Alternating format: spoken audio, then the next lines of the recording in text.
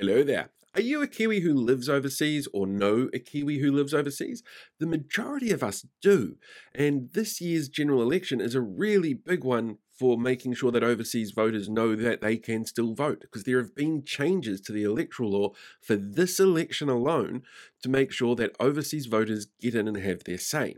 What they've done is they've extended the time periods that are eligible for being able to vote. So if you're a New Zealand citizen who's visited the country some point in time over the last 6 years, you're eligible to vote. And if you're a New Zealand permanent resident who's living overseas that's visited sometime in the last 4 years, you're also eligible to vote. And it was 3 years for citizens, 1 year for permanent residents, and it will go back to that in the next election.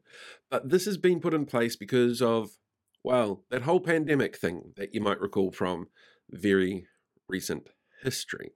And it's really important that we allow international Kiwis to be able to vote. It has a huge impact on the makeup of our parliament. Historically speaking, National tends to lose a seat to international voters that the Greens tend to pick up.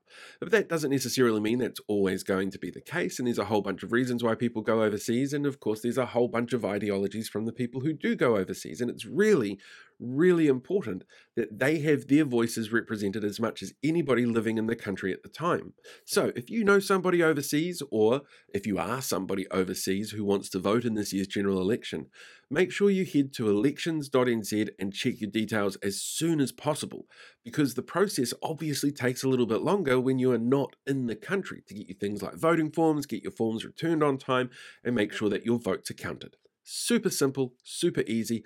If you've been overseas for a while, make sure that you fit that criteria. Check those details out.